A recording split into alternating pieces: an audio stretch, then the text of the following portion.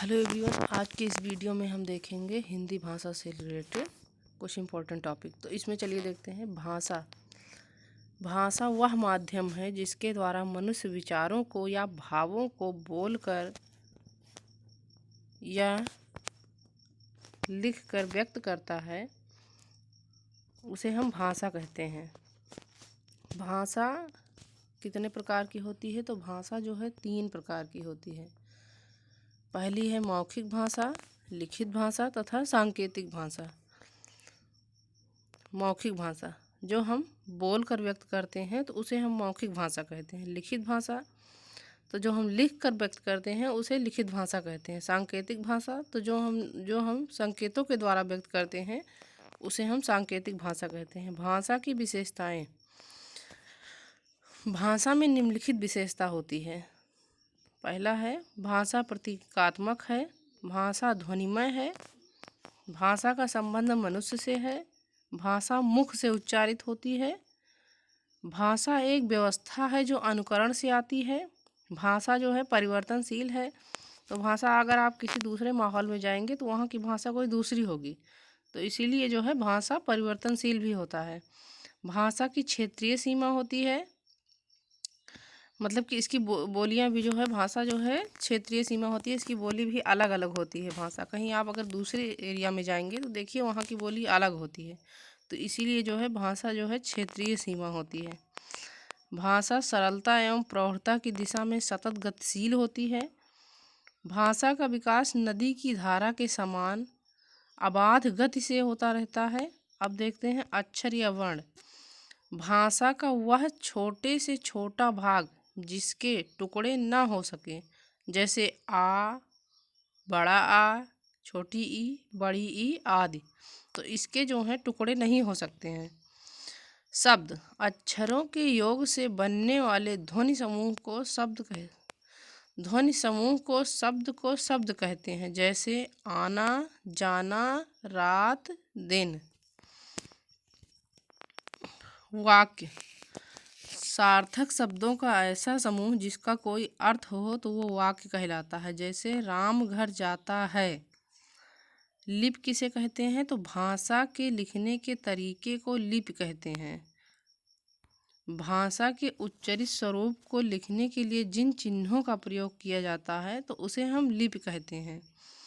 विभिन्न भाषाएं एवं लिपि। तो चलिए देखते हैं भाषा और उनकी लिपियां। तो हिंदी की है देवनागरी, बांग्ला की है बांग्ला, पंजाबी की है लिपि जो है गुरमुखी, गुजराती की है मलयालम, अंग्रेजी की लिपि है रोमन, मलयालम गुजराती, संस्कृत की है देवनागरी, उर्दू की है फारसी, नेपाली की है देवनागरी, कोंकणी की लिपि है देवनागरी, डोगरी की है देवनागरी।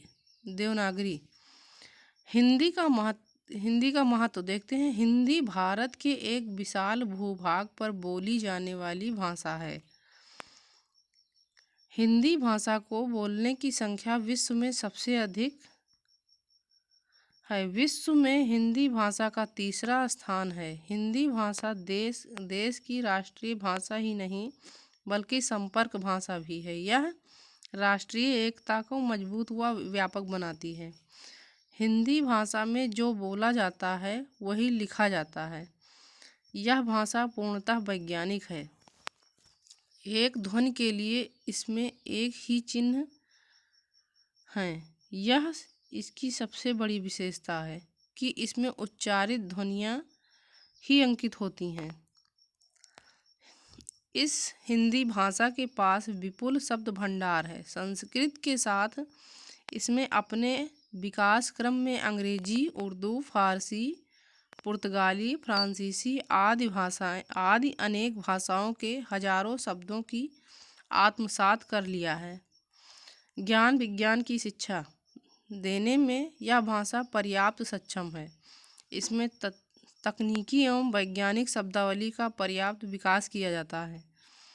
यह सृजनात्मक साहित्य की भाषा के रूप में विकसित हुई है।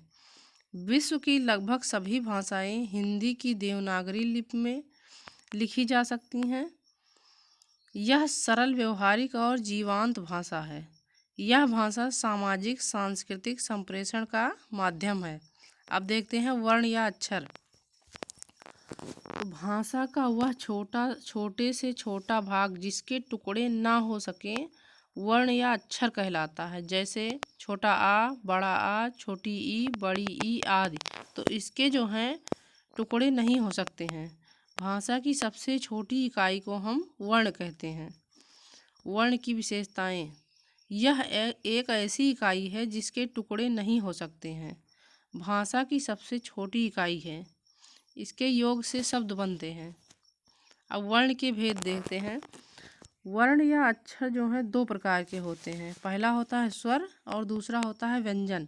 स्वर जिनके उच्चारण में कोई सहायता नहीं ली जाती, ऐसी ध्वनियाँ जो हैं स्वर कहलाती हैं। जैसे छोटा आ, छोटी ई, छोटा ऊ आदि जो है स्वर कहलाते हैं।